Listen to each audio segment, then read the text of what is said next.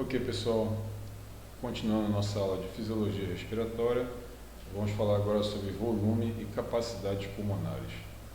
Então, os volumes pulmonares, eles dizem respeito ao volume de ar nos pulmões. Só que a gente tem várias situações onde esse volume se altera.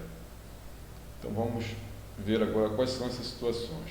Então, a gente tem aqui o volume corrente, que é o volume de ar inspirado e expirado durante a respiração normal, que vai ser em torno de 500 ml ou meio litro. O volume de reserva inspiratória, que é o volume de ar que ainda pode ser expirado ao final da inspiração normal. O volume de reserva expiratória é o volume de ar que ainda pode ser exalado ao final da expiração do volume corrente normal. E o volume residual é o volume de ar que permanece nos pulmões mesmo após uma expiração forçada, que vai dar em torno de 1,2 litros. Então, o volume de reserva inspiratória 3 litros, reserva expiratória 1,1 litros e o volume residual 1,2 litros, né, que é aquele ar que permanece nos pulmões para os pulmões não secarem. E aí, a gente tendo de posse aqui os volumes, a gente tem como calcular as chamadas capacidades. Então, a gente vai ter capacidade inspiratória, capacidade residual funcional, capacidade vital e a capacidade pulmonar total. Capacidade inspiratória, né, o CI, é o volume corrente mais o volume residual inspiratório. A capacidade residual funcional é o volume residual mais o volume residual expiratório. A capacidade vital seria a capacidade residual inspiratória mais o volume corrente mais o volume residual expiratório. E a capacidade pulmonar total, CPT, seria a capacidade vital mais o volume residual. E aí, se você for somar a capacidade vital, que é 4,6 litros, mais o volume residual, que é 1,2 litros, a gente vai ter 4,6 litros mais 1,2, 5,8 litros. Essa é a nossa capacidade pulmonar total. Claro que isso aqui é uma média, com pequenas variações aqui entre gêneros e variações também entre determinados atletas de algumas modalidades. Como é que a gente faz para medir isso? A gente tem um testezinho, um aparelhinho chamado expirômetro, e a gente faz um teste de espirometria. Na espirometria, você tem a espirometria eletrônica, que é esse equipamentozinho aqui um pouco mais sofisticado, e tem um mais antigo, que se usava uma espécie de balão, de balde, onde se tinha uma régua que registrava esses volumes. Esse aqui é muito mais preciso, porque ele mede todas essas variações do volume pulmonar, os chamados expirômetros. Vejam, não confundir os expirômetros com os ergoespirômetros. Os expirômetros, eles não medem capacidade de trabalho, né? Ou seja, a troca gasosa, que é o VO2 máximo, ele vai calcular apenas os volumes, ou seja, a capacidade física, o volume físico que o ar ocupa nos pulmões. Ele não está medindo diferença de O2 ou diferença de CO2, apenas o volume de ar. E aí a gente tem o espirograma, que é justamente todas as capacidades que eu enumerei anteriormente. Bom, a frequência respiratória é em torno de 12 respirações por minuto, né? E se você não estiver fazendo nenhuma atividade, se você não estiver dispneico, se você não estiver falando, como eu estou agora, quando você está falando, essa frequência respiratória aumenta. Se você estiver doente, gripado, por exemplo, essa frequência respiratória também vai aumentar. Se você estiver fazendo exercício, obviamente, isso aqui vai aumentar bastante, dependendo do exercício. Mas a média é 12 respirações por minuto, ou seja, uma inspiração e uma expiração, que é o ciclo respiratório. Então, quando você tem uma expiração e uma inspiração, em média, a cada 60 segundos, né, 1 minuto, a gente tem 12 respirações. Volume minuto respiratório é o volume total de ar novo que penetra no trato respiratório por minuto. Então vamos lá. Se a gente tem em média 12 respirações por minuto e em média o volume corrente é em torno de 500 mililitros, significa dizer o seguinte: 500, né, volume corrente, vezes 12, que é a frequência respiratória, vai dar em torno de 6.000 mililitros, né? Ou seja, a gente tem um volume minuto respiratório em torno de 6 litros por minuto. Bom, vai aparecer aqui agora o chamado espaço morto. O espaço morto é justamente a parte do trato respiratório onde não ocorre trocas gasosas, ou seja, você não faz no espaço morto hematose. E a gente, juntando o espaço morto e a unidade respiratória, a gente vai ter o sistema respiratório. Então, na unidade respiratória é onde a gente faz a troca gasosa. Então, ela vai ser constituída pelos bronquíolos respiratórios, pelos ductos alveolares, pelos sacos alveolares, em última instância, a menor unidade do sistema respiratório são os alvéolos, certo? Então, todas têm uma importância muito grande, mas com funções diferentes. Então, o ar passa aqui pelo espaço morto, mas você só vai fazer hematose na unidade respiratória. Em média, o espaço morto ele vai ser em torno de 150 mililitros, né, no homem jovem.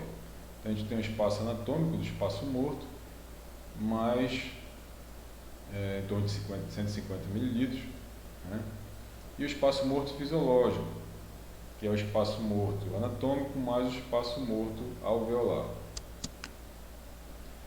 A ventilação alveolar é o volume de ar do volume corrente que é capaz de realizar trocas gasosas. Por quê? Vou voltar aqui os slides. Olha lá. A gente não tem 500 mililitros a cada respiração, 500 mililitros de ar. Porém, desses 500, 150 vai ficar no espaço morto. Então, se 150 fica no espaço morto, onde eu não faço troca respiratória, eu tenho 500 menos 150.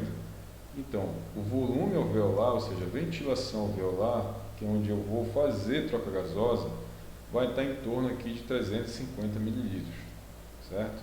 Então, seria volume corrente, lá na troca que faz, troca gasosa, menos o volume do espaço morto, 500 menos 150, 350 mililitros.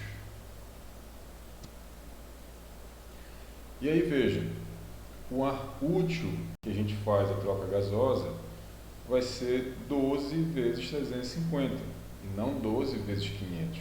500 é o volume corrente total. O ar que entra nos pulmões é em torno de 350 mililitros. Então, se eu tenho 12 respirações por minuto, eu vou ter 4,2 mililitros, que é justamente a multiplicação de 12 respirações por minuto vezes 350 mililitros a cada respiração, ou seja, 350 mililitros que estão fazendo troca gasosa nos alvéolos.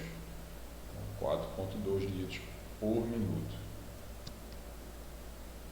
Ok, então em relação aos valores, tá ok? Vamos agora falar da difusão dos gases. Então a gente tem etapas, né, da respiração e iniciando aqui pela difusão, que é a principal. O O2 que está nos alvéolos vai penetrar no sangue, é isso? Por um gradiente de pressão, eu tenho mais pressão de oxigênio nos alvéolos, e aí ele vai passar pelo sangue, para o sangue através dos capilares alveolares. O CO2 que está no sangue, como ele tem uma quantidade maior no sangue de CO2 do que nos alvéolos, ele vai migrar para os alvéolos, ou seja, o O2 passa para o sangue e o CO2 passa para os alvéolos. fazem a troca. E isso é por difusão. O que é difusão? É a passagem de uma substância de um outro espaço para outra localização devido a um gradiente de concentração. Então, se eu tenho mais concentração aqui nesse espaço alveolar, ele pode passar para um lugar onde eu tenho menos O2 do que nessa concentração aqui nos alvéolos. Então, por uma diferença de concentração, o O2 passa para o sangue. Para vocês entenderem melhor isso aí, eu vou dar o exemplo do desodorante spray. Então, quando você aperta o desodorante, o que acontece? O que está dentro da latinha lá, ele sai, né? Então, na verdade, você está abrindo uma válvula. Como a pressão que está dentro do desodorante é maior do que a pressão atmosférica, o que lá está dentro da latinha, que é o desodorante, ele vai sair. Então, a mesma coisa que acontece no O2 nos alvéolos. Como a pressão de O2 nos alvéolos é muito grande, ele atravessa a membrana capilar e passa para o sangue. E vice-versa. O CO2 que está aqui no sangue vai passar para os alvéolos e ser eliminado na respiração. O CO2 no caso. Então, o que eu acabei de falar, a gente chama na física de pressão parcial de um gás. Qual é o conceito? É a pressão exercida por esse gás enquanto fizer parte de uma mistura de gases. Então, digamos aqui, a pressão total de gases seja 100 ml de mercúrio, onde eu tenho 60% de nitrogênio e 40% de oxigênio. Então, é claro que eu tenho aqui uma pressão maior de nitrogênio nesse exemplo, só que quando eu vou calcular a pressão total é a soma das pressões parciais. E aí cada gás contribui com a pressão total, obviamente, porque eu vou somar todos.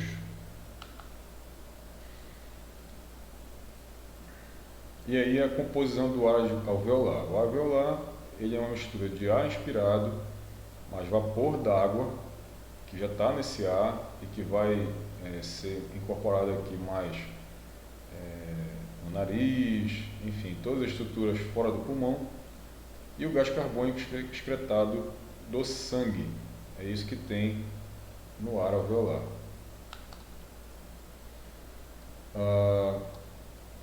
Aqui já agora um exemplo verdadeiro, né? Basicamente, o ar atmosférico, né? O que esse exemplo está falando aqui, essa tabela? Pressões parciais e concentração percentual dos gases respiratórios na atmosfera e nos alvéolos. Então, eu tenho todos os gases aqui que estão normalmente na atmosfera terrestre. E aqui esses mesmos gases, já que a gente respira esses gases que estão na atmosfera, eles também vão entrar nos pulmões.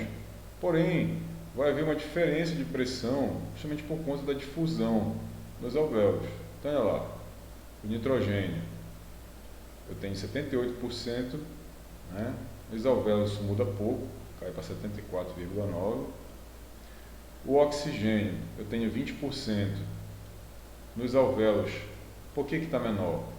Porque você respirou o atmosférico, o oxigênio que estava aqui no atmosférico já foi para o sangue, entrou nos pulmões, já fez a hematose e já está circulando no sangue, por isso que diminui. Olha aqui, ó, 159 milímetros de mercúrio de concentração, 20%.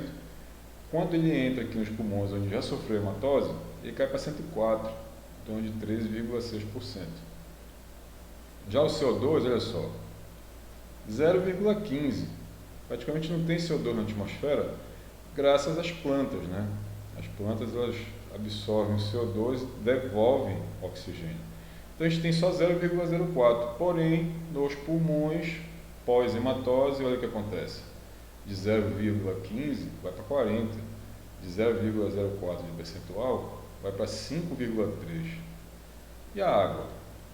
A gente tem uma umidade no ar, só que esse ar, para ele entrar nos pulmões, ele tem que ser bastante umidificado.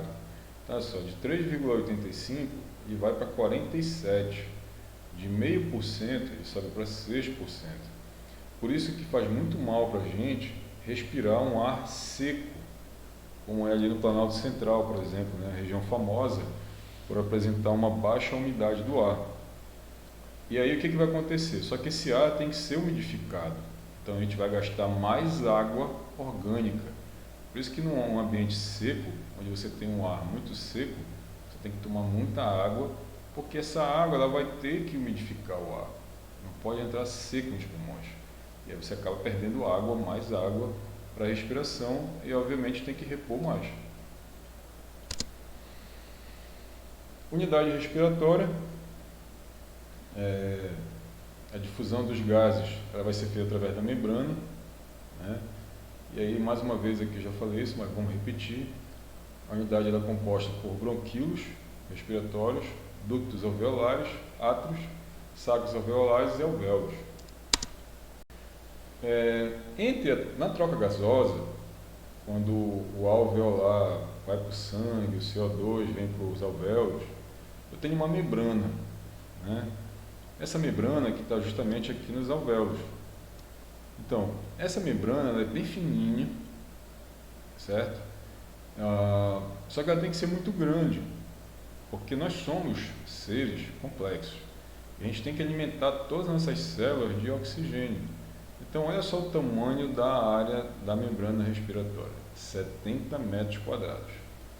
Então, se você fosse transformar isso aí num terreno, você pegava a sua membrana respiratória e ia ocupar uma área aí de um terreno de 7 metros de largura por 10 de comprimento, né?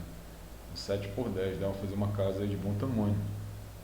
E enorme, né? Justamente porque tem que dar conta do nosso organismo como um todo. Bom, aí a membrana ela é formada por várias camadas, né? Camada de líquido com surfactante, epitélio alveolar, membrana basal do epitélio, espaço intersticial, esse espaço intersticial ele é bem importante, membrana basal do capilar e os endotélios capilares. Então, aqui tem a estrutura. Então a gente tem aqui a membrana, né? E aí, como eu falei ainda agora, esse espaço intersticial ele fica justamente no contato entre a membrana basal capilar e a membrana basal epitelial. Então aqui os alvéolos dentro dos pulmões e aqui os capilares que se carregam de trazer o sangue com pouco oxigênio e que muito CO2, né? E levar de volta esse sangue rico em oxigênio. Então olha só, por difusão, o oxigênio dos alvéolos penetra os capilares pulmonares e também por uma diferença de pressão, o CO2, o dióxido de carbono, vai sair aqui dos capilares e vai penetrar os alvéolos pulmonares para ser expelido pela expiração. Então, um processo aí fantástico da natureza que sempre está acontecendo enquanto os organismos estiverem vivos. E aí vem aquela pergunta: o que determina o sentido predominante da difusão de um gás? A difusão é feita, o conceito, o movimento de moléculas de região de maior para as de menor concentração. Então está aqui a resposta da pergunta. Então a pergunta qual foi? O que determina o sentido predominante da difusão de um gás? Para onde vai esse gás? Para onde vai? Para que direção ele vai se mover? Justamente de uma região onde tem menor concentração do que aquele estado. Ele vai se mexer de uma região de maior para uma de menor concentração, que é o que acontece justamente aqui. O oxigênio vai para os capilares e o CO2 vem para os alvéolos. Então está aqui exatamente o valor numérico, né, dessa diferença de pressão. Então, aqui seriam os alvéolos, aqui em cima, aqui embaixo é a circulação venosa, né? O sangue está chegando com uma pressão de oxigênio em torno de 40 milímetros de mercúrio, certo? E aqui dentro dos alvéolos a pressão está 104, olha só, 40 e 104. Então o que vai acontecer? Esse oxigênio que está aqui em cima, os alvéolos, ele vai passar os capilares pulmonares simplesmente porque tem uma pressão maior aqui nos alvéolos do que nos capilares. Então ela vem lá vem aqui esse gráfico mostrando, né, a pressão de oxigênio do sangue quando chega nos alvéolos, vem de 40, vai subindo aí até chegar a 104, né, e vai voltar para o organismo para distribuir esse oxigênio com a pressão 104 milímetros de mercúrio. E o contrário? Exatamente, olha só. O CO2 chega com 45 no capilar. Lá dentro dos pulmões, o CO2 está com 40 de pressão. Então, ele chega com 45 e sai com 40. Vocês já perceberam uma coisa? Por isso que está errado a gente dizer que o sangue é rico em CO2, o sangue venoso. O sangue venoso aí não vem zerado de oxigênio, vem com 40 milímetros de pressão e de O2, né, de oxigênio, e 45 de CO2. Só que quando você faz a hematose, o oxigênio sai com 104 e o CO2 com 40. Ok? Então não existe ausência de oxigênio, você simplesmente tem uma pressão menor de oxigênio do que de CO2. Se não fosse isso, não haveria troca gasosa. Perfeito? Então, a pressão, obviamente, chega a 45 e cai para 40. Fatores que determinam a velocidade da difusão da membrana dos gases através da membrana. Então, quanto maior for a diferença de pressão, né? Isso a gente já está repetindo aí várias vezes, a velocidade vai ser maior. Quanto maior for a área, então isso aqui é importante, por exemplo, fumantes. Os fumantes, eles têm uma diminuição dessa área, né? A nicotina, a fumaça toda que eles respiram aí do cigarro, ele vai prejudicando a função dos alvéolos e vai diminuindo a área de absorção do oxigênio, ou seja, a área útil da hematose.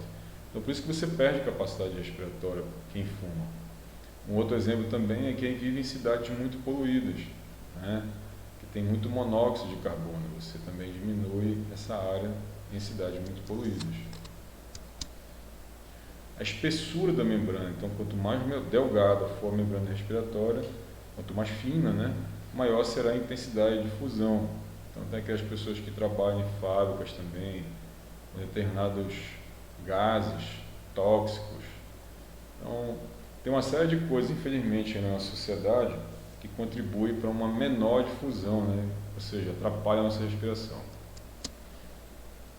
E aí, a solubilidade do gás. Então, isso aqui é muito importante, né? A solubilidade diz o seguinte: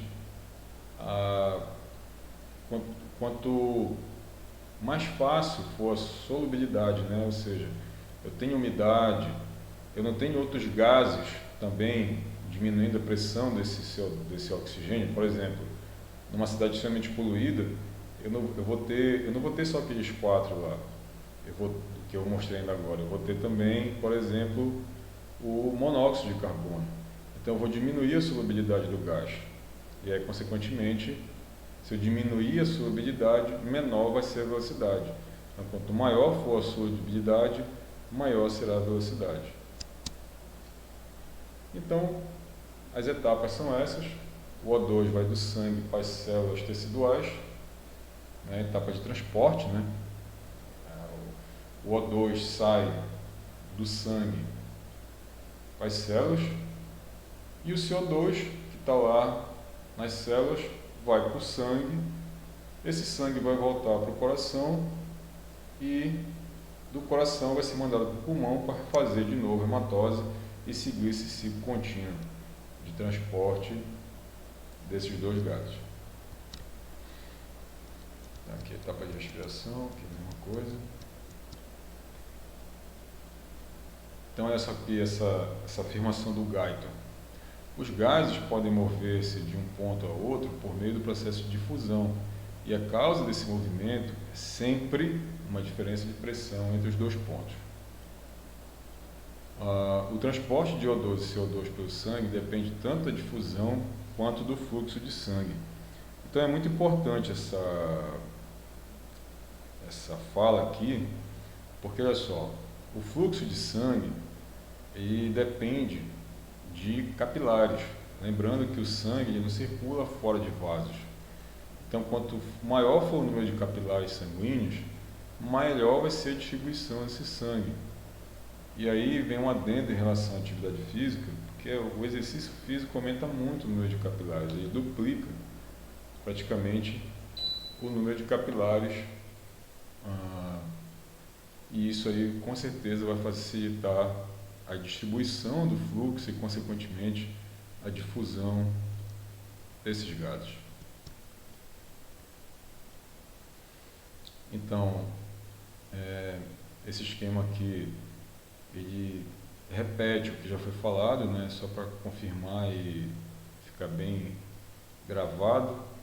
O sangue sai com uma pressão de 40, chega nos pulmões com uma pressão de 40 e sai com uma pressão de 104. É isso?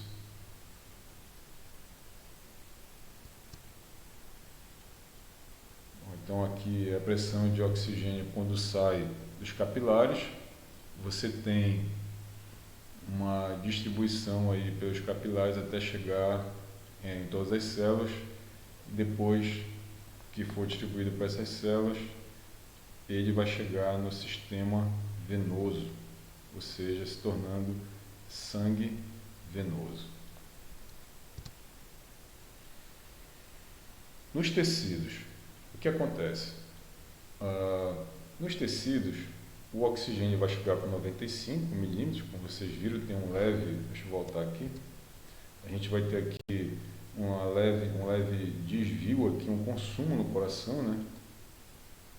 E essa pressão ela cai de 104 para 95, então ela vai chegar a 95 aqui na extremidade arterial do capilar, né? E você deixa o oxigênio nas células e sai, né, do outro lado aqui, a extremidade venosa, com 40. Então você chega com 95 e sai com 40. E de CO2, você chega com 40, é isso? E sai com 45. Então, você chega com 95 de oxigênio, sai com 40 de pressão, chega com 40 de CO2, de dióxido de carbono, e sai com 45. Então, o sangue venoso, a composição dele é 45 milímetros de mercúrio de pressão de dióxido de carbono e 40 milímetros de mercúrio de pressão de O2. Então, a gente não pode dizer que esse sangue não tem oxigênio. Ele tem, só que ele tem mais dióxido de carbono. Bom, esse gráfico aqui é bem interessante, porque aqui é justamente a relação da quantidade de sangue e a distribuição de oxigênio entre eles, tá? Aqui no líquido intersticial. Então aqui o normal é justamente essa linha aqui central, onde eu tenho a linha contínua, é isso? E aí a gente tem que manter o volume de oxigênio distribuído dentro dessa normalidade aqui, que é justamente chegando com 40, né, e saindo com perto de 90. O transporte de O2 e CO2 no sangue, né? Esse O2 ele tem que ser transportado. 97% do oxigênio está associado com a hemoglobina e 3% se dissolve no plasma, certo? Então essa informação é importante porque existem algumas patologias que diminuem a quantidade de hemoglobina circulante e isso consequentemente, né, vai diminuir a distribuição de oxigênio nos tecidos, visto que você não vai ter como levar esse oxigênio para os tecidos. Então, quando a pressão de oxigênio aumenta nos capilares pulmonares, o oxigênio se liga à hemoglobina. Quando a pressão de oxigênio diminui nos capilares teciduais, o oxigênio se dissocia. Então, se não houvesse isso, não adiantaria nada o oxigênio chegar nos tecidos, porque ele não ia sair da hemoglobina. Ok? A curva de saturação. Então, a saturação seria essa fórmula aqui, oxigênio menos o volume de hemoglobina. Então, no sangue arterial, eu tenho 97%, justamente porque a pressão é 95%, né? E no sangue venoso, 70% de saturação, visto que a pressão cai para 40%. Então, está aqui a curva de saturação. O sangue, aqui no começo da curva, é uma pressão baixa, porque ele está voltando dos tecidos, então tem uma saturação menor de oxigênio, e aí quando ele vai entrando nos pulmões, eu tenho uma saturação maior na hemoglobina, justamente porque você está com uma pressão maior de oxigênio dentro dos pulmões, né? Ok. Olha só. Fatores que desviam a curva de saturação de oxigênio e hemoglobina. Olha lá. Isso aqui é muito importante, principalmente para a educação física. Quando eu aumento, né, os íons de hidrogênio, eu tenho uma diminuição da saturação, tá certo? A pressão cai, o pH caindo, eu tenho uma diminuição da saturação. Quando eu aumento o CO2, né, ou seja, quando eu estou fazendo exercício, produzo muito dióxido de carbono, eu também diminuo a saturação, ou seja, eu diminuo a afinidade da molécula de oxigênio com a hemoglobina. Quando eu aumento a temperatura, então, exercício feito em ambientes muito quentes, né, por que a gente não recomenda? Justamente porque você tem uma dissociação. Então, a sensação subjetiva de esforço, no exercício feito com o mesmo consumo de oxigênio, numa temperatura, por exemplo, 15 graus Celsius, com certeza vai ser menor do que se você fizer o exercício num ambiente a 30 graus, né? O dobro da temperatura. E por último, a gente vai ter aqui o BPG, que até botei aqui uma colinha, porque é um nome bastante complexo, é o bifosfoglicerato, certo? O que acontece? Essa substância ela é responsável por reduzir a afinidade da hemoglobina pelo oxigênio. Então, toda vez que você aumenta os íons de hidrogênio, aumenta a temperatura, você aumenta essa substância, que é ela que é responsável pela dissociação do oxigênio com a molécula de hemoglobina. Ok? Então, basicamente, o criminoso aqui são os íons de hidrogênio. Tá?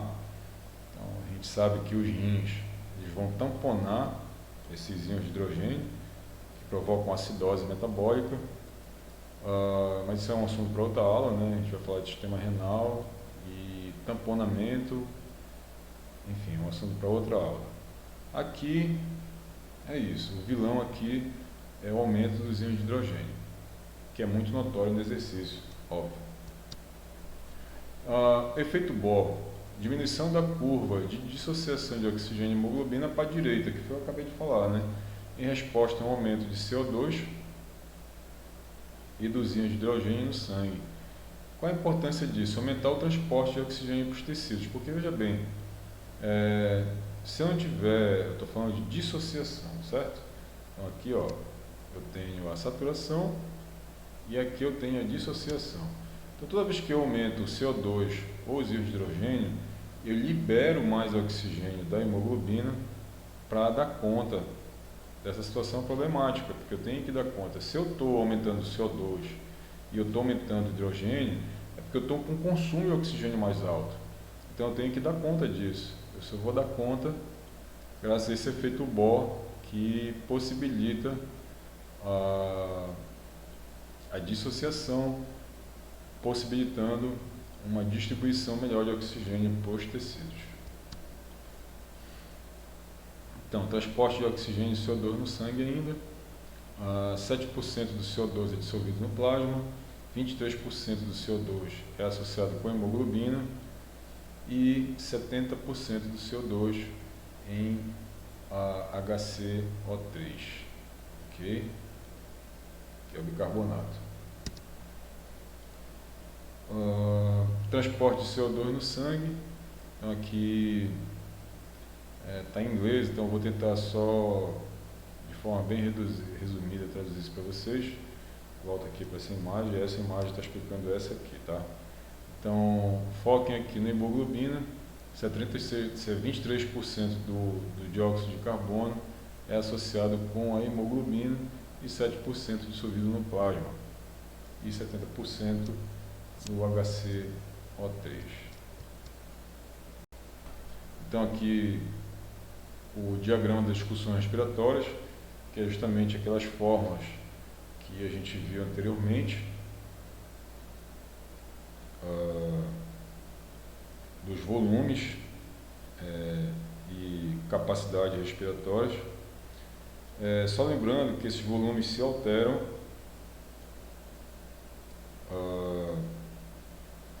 em atletas de algumas modalidades. Bom, vamos falar agora de algumas doenças que afetam o trato respiratório. Por exemplo, a gente vai ter aqui, a primeira é a asma. A asma é uma doença inflamatória crônica, então, a maioria dos asmáticos não tem cura, eles administram, que resulta na redução ou mesmo obstrução do fluxo de ar, né, dentro dos alvéolos, então isso prejudica a hematose. Olha só, estreitamento das vias aéreas proíbe a produção de muco, então o ar não passa, né? Contração da musculatura e edema da mucosa brônquica. E aí você tem que fazer uma broncodilatação, né? Por isso que tem aqui os medicamentos que fazem a broncodilatação, visto que a asma provoca broncoconstrição. E aí, se tiver esse tipo de asma, não é o caso aqui eu esmiuçar, mas todas elas vão desencadear a mesma consequência, que é a broncoconstrição, impedindo que você faça a hematose de forma satisfatória. E aí o que tem que fazer imediatamente é o chamado broncodilatador, e aí isso fica via prescrição médica, porque cada caso tem uma necessidade diferente de quantidade e tipo de broncodilatador. O enfisema pulmonar, que é uma doença muito ruim, é horrível, diminui muito a capacidade respiratória, normalmente provocada pelo tabagismo. O que ela faz? Ela destrói os alvéolos e diminui muito também a elasticidade do tecido pulmonar. Isso é terrível, porque você tenta fazer uma inspiração profunda e não consegue, justamente porque você perde parte dessa capacidade de dilatação.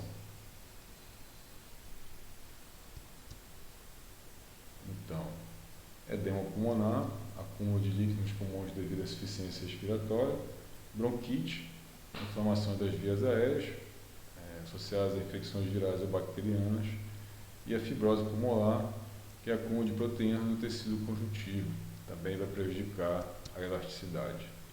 Então, é isso, sistema respiratório. Até a próxima.